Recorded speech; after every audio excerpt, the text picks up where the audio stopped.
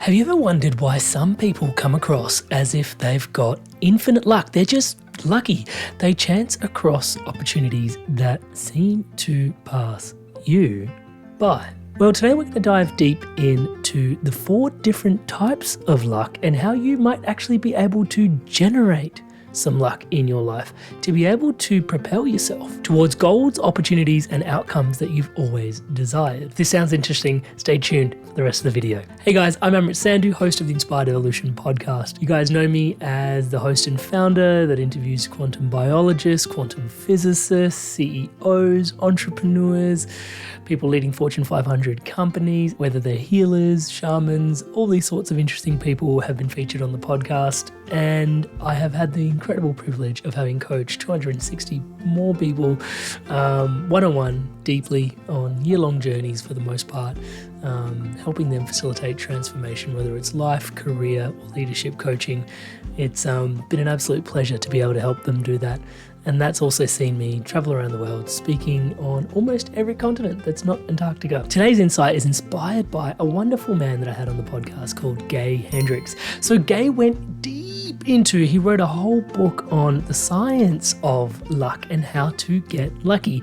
And there's heaps that book reveals that Gay wrote on luck and how to get lucky. And I was blessed enough to have an incredible conversation with him on the Inspired Evolution podcast. We'll link that here at the end of this insight. But one of the biggest takeaways from that conversation was that if you wish to be lucky, touch wood, you need to Mark Cuban yourself. What do I mean by that?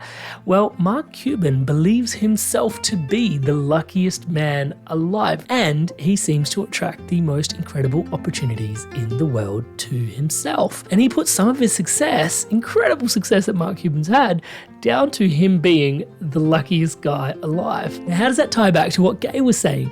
Well, Gay in his podcast said that in order to be lucky, the very first primordial ingredient that you need is to believe that you are lucky. What? Sounds a bit mindset-y, right? But this insight is fundamental to understanding the science of luck. So touchwood, apparently the key thing that we need to be lucky is to really believe that we are lucky. And perhaps, just as Mark Cuban attracts so many incredible opportunities into his life, believing that he's lucky, maybe you could do some of the same. So from there, I want to dive deep into the 4 different types of luck that there are. Now, I found this to be extremely interesting. I first came across this when I researched Naval Ravikant. I had his brother, Kamal Ravikant, on the podcast on how to love yourself like your life depends on it. And honestly, it was one of the most impactful conversations I've ever had the privilege to be a part of. But what Naval has to say is that we actually have 4 different types of luck. And I thought this was really interesting. Maybe you'll feel the same way. So first of all, believe that you're lucky. Second of all, let's learn the different types of luck that there are. And perhaps we may be able to manufacture or engineer some luck, touch wood, into our lives. So the first kind of luck is called blind luck. This is the kind of luck that we already know. It's what you're used to. It's like something just opportune comes your way. Fate may have fortuned you, and it just happened to be that you maybe won a lotto ticket or won a raffle prize or met the perfect person in the right place at the right time, right? So it may just have been blind luck, and that's called blind luck. That's the first type of luck, and potentially the type of luck that's most influenced by the first belief system that we installed earlier on from Gay. Right? Just that blind luck, believing that you're lucky, potentially may actually increase your odds of getting lucky. Touch wood. The second type of luck, and this is where it got really interesting because this is called hustle luck, right? And hustle luck is where you are basically running around doing so many different types of things and just putting yourself out there again and again and again and again and again and again and again and again and again and again and again and again and again. That eventually opportunities start to come your way. Things start to open up. Things start to transpire such that it looks like, wow, touch wood, that person's really lucky. Touch wood, I found this really interesting because I would have to say, in the setup of the Inspired Evolution podcast, there has been so much work that goes into the back end of this podcast that I absolutely love doing, but it is a lot of work, right? And yes, absolutely, I would argue that it would look like hustle a lot of the time. And then you find people go, hey, how did you get this incredible guest on your podcast? It's one of the number one questions that other podcasters ask me is, how did you get this incredible guest on your podcast? And I say, hey, look, like it was interviewing such and such, and then that, led to such and such, and then I met such and such through that, and touchwood kind of got lucky, and this is the interesting part of, again, hustle luck, touchwood. You just do as much as you can, and you generate such a, I have this visual image of basically Roadrunner just running around in a circle, and so much dust gets kicked up that eventually once the dust settles, you're actually seeing some really interesting objects left in the dust, and you're like, wow, this is really cool. Now, admittedly, it is the burnout path to luck, but it speaks a lot to the fact that actually, touchwood, now we're stepping into the territory that you might be able to actually generate your own luck if you apply yourself and dedicate yourself down a particular path and pour in some energy, potentially a lot of energy into a particular space that, you continuously show up. Eventually, you might strike gold if you continuously hustle.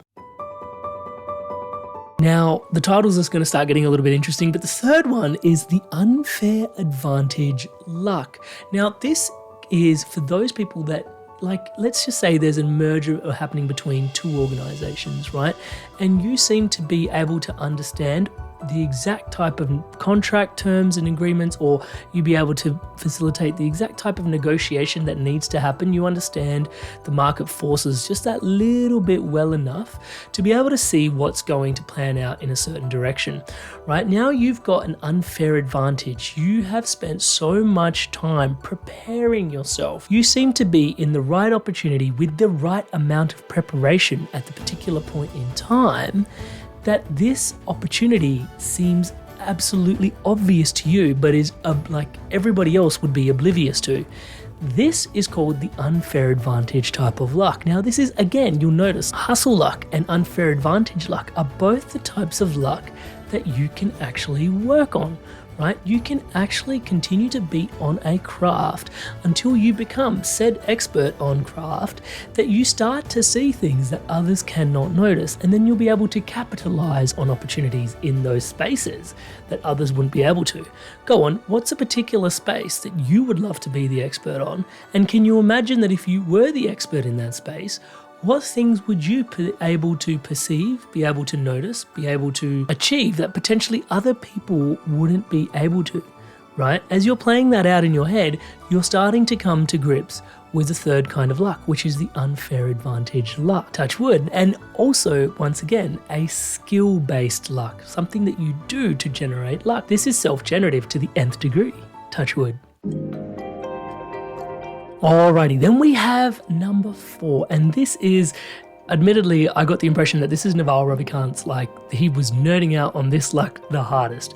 I call this the luck of the master, and it's not too different to the unfair advantage luck. So the unfair advantage luck, you remember, is you basically beating on your craft so well that you're basically an expert in your space, and you can see opportunities where everybody else is oblivious to. They've got a blind side to it, and you're completely open to it. But the luck of the master is such that you are such an expert, such a master of your craft. And let's just say, this is the example that Naval gives, that off the coast of, let's say, Sardinia somewhere, there's a deep treasure that's buried, and it's now been found through, let's just say, something that's been able to scan and find, buried treasure there.